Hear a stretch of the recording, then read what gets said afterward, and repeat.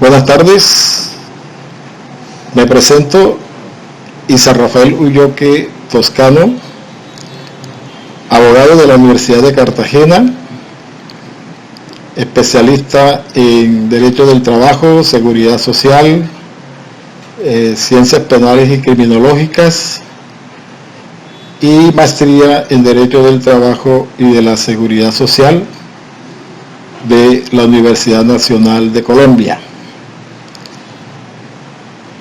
Me he desempeñado como docente en varias universidades de la ciudad, últimamente en la Universidad Libre y la Universidad de Cartagena, básicamente en la asignatura de Derecho del Trabajo y la Seguridad Social. Soy juez octavo laboral del circuito de Cartagena y también he ocupado cargo de magistrado de la Sala Laboral Tribunal Superior de Bogotá, Barranquilla, Pereira y magistrado últimamente lo fui en el Tribunal Sala Única de Putumayo, es decir, Mocoa. Este panel, organizado por el grupo de amigos Arteppo 2020, lo han organizado con la finalidad de hacerle sentir un gran homenaje a Óscar Hernández, nuestro técnico y amigo de siempre. Igualmente para todos los familiares de los amigos de Arteppo, Itaca y los Diablos del Fútbol. De manera que vamos entonces a desarrollar dos temáticas puntuales frente a la situación que estamos viviendo del COVID-19 y los efectos que ha producido en el campo del trabajo. La primera pregunta que vamos a desarrollar tiene que ver con las medidas que ha adoptado el gobierno nacional para mitigar la situación de los trabajadores en Colombia. La segunda tiene que ver con las medidas adoptadas por los empleadores e igualmente las acciones legales que pueden iniciar los trabajadores cuando afecten derechos del trabajo. Es decir, por un lado, medidas adoptadas por el gobierno. Luego vamos a verificar las acciones que han emprendido o medidas por parte del empleador y cómo puede el trabajador accionar contra esas medidas. Hay un decreto, el 488 del 2020, que fue expedido por el ministro del Trabajo y en donde allí básicamente se establecen como sujetos protegidos por este decreto los trabajadores cesantes, los artistas y gestores culturales y los trabajadores de la salud. De manera que este decreto básicamente podemos considerar que hizo referencia a la prevención, conservación del empleo y alternativas para mitigar la emergencia. A ver, ¿cuáles son esos puntos especiales que trajo este decreto. En primera medida, el decreto permite que los trabajadores hagan sus retiros de sus cesantías consignadas en los fondos de pensiones y cesantías privados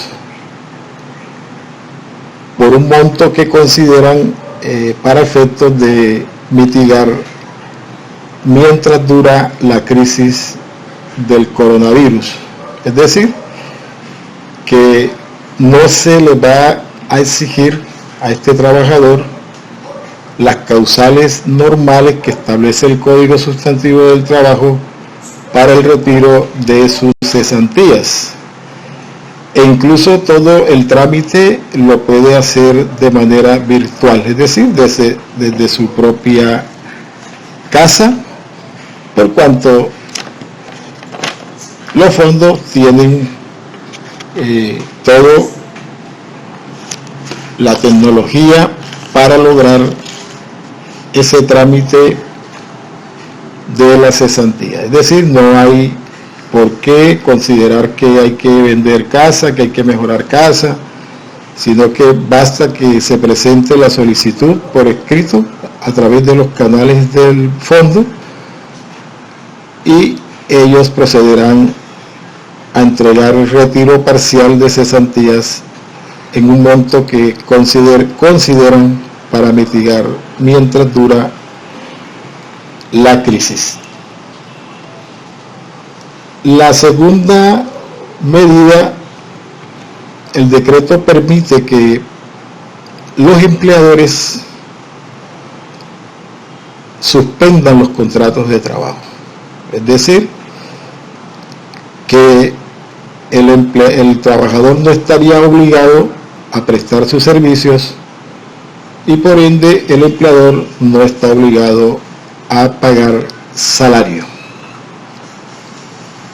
Esta es una medida demasiado drástica, deja prácticamente al trabajador sin garantías, por cuanto su mínimo vital ya no lo va a recibir como lo recibe en épocas de normalidad.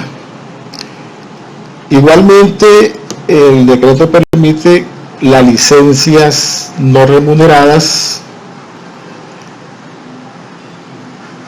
y también permite que en cuanto a esas licencias no remuneradas,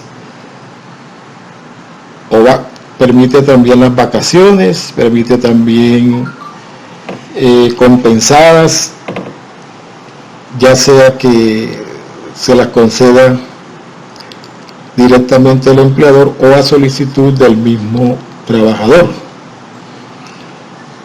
En cuanto a los trabajadores cesantes, porque también hay trabajadores cesantes, son aquellos trabajadores que no reciben ningún tipo de ingreso. Entonces, estos trabajadores tienen también, a través del decreto, un auxilio hasta por 1.800.000 pesos, trabajadores que pertenezcan a la categoría A y B y afiliados a una caja de compensación familiar. A través de esa caja de compensación familiar pueden presentar solicitudes para que les entreguen de manera mensual y mientras dura el estado de excepción este auxilio de hasta 1.800.000 pesos. De manera que esas son básicamente las medidas que este decreto 488 del 2020 permite de alguna manera, a juicio del gobierno, mitigar la situación de los trabajadores. Ahora bien,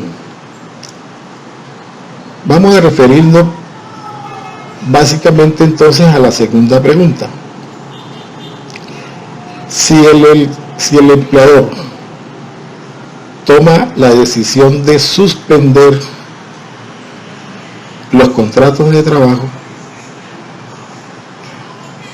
obviamente que el trabajador no va a recibir su mínimo vital, y entonces le correspondería a este trabajador iniciar las acciones pertinentes. Es decir, cuando un empleador da por terminado, o en este caso suspende, no lo termina, sino que suspende el contrato de trabajo, lo hace con base en el artículo 51 del Código Sustantivo del Trabajo, en su numeral primero, que hace referencia a que el contrato podrá suspenderse cuando sobrevenga un caso fortuito o una fuerza mayor. En este caso, se ha considerado que la pandemia del coronavirus constituye un caso fortuito o una fuerza mayor. Y en ese sentido, los empleadores están dando por suspendidos los contratos de trabajo. Las vacaciones anticipadas también es una medida que viene adoptando el empleador, o vacaciones que ya son acumuladas, y entonces el empleador opta por darle vacaciones a ese trabajador, que es una medida intermedia. Lo grave de todo esto es cuando el trabajador le suspenden su contrato, ya no puede cumplir con sus obligaciones de familia, el arriendo, servicios públicos, etcétera, etcétera. Aquí necesariamente hay que pensar en una acción constitucional consagrada en el artículo 86 de nuestra Carta, la famosa acción de tutela. Esta acción de tutela, hemos observado que han sido ya presentadas en varias ciudades del país, y a través de la autonomía e independencia que tienen todos los jueces, algunos juzgados conceden, tutelan al empleador y ordenan el reintegro inmediato de ese trabajador a su puesto de trabajo y al pago de los salarios y demás prestaciones que le dejó de pagar el empleador mientras mantuvo suspendido dicho contrato. Desafortunadamente, como les digo, hay otros jueces que han negado este derecho a través de la acción de tutela, porque consideran que el trabajador goza de otro mecanismo de defensa ordinario, y en consecuencia tendría que iniciar un proceso ordinario ante los juzgados laborales o del trabajo del país. De manera que son situaciones que deben analizarse, por cuanto está en peligro la situación laboral en ese sentido. Yo particularmente en este momento y en esta pequeña charla no podría dar mi postura, por cuanto tengo tutelas que resolver, incurriría en algo que se llama prejuzgamiento, y por ese motivo no puedo en este momento manifestar si soy de los jueces que concede o no concede la acción de tutela.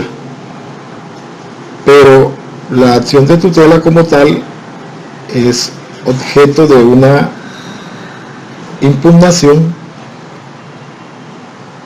para que el superior del juez que dictó la sentencia de primera instancia la revise, y si considera que efectivamente se han violado de manera transitoria los derechos fundamentales de un trabajador, específicamente el mínimo vital como principio constitucional consagrado en el artículo 53 superior, puede revocar esa decisión y conceder la tutela en el sentido de ordenar el reintegro de ese trabajador al cargo o puesto que ocupaba, con el pago de salarios y prestaciones sociales que dejó de recibir. De manera que en este tema es bueno que se entienda del por qué están pasando o por qué estamos en esta situación. Hay un artículo en la Constitución, el 215, que hace referencia a un estado de excepción cuando sobrevienen situaciones imprevisibles como la que estamos viviendo a través de un virus, coronavirus COVID-19. Entonces, el presidente de la República está autorizado constitucionalmente para declarar un estado de excepción, y una vez declarado tiene todas las facultades para expedir decretos legislativos para conjurar ese estado de excepción. Y por eso han surgido una cantidad de decretos como el 488, que de alguna manera permite mitigar la situación de los trabajadores. De manera que quiero terminar diciéndoles que independientemente de que se conserve el trabajo, debemos también de pensar en el derecho a la salud y, como obligación de todos nosotros, el autocuidado. Muchas gracias. Un saludo para todos, el amigo Pedro y su familia, y estamos atentos a cualquier otra situación que podamos organizar.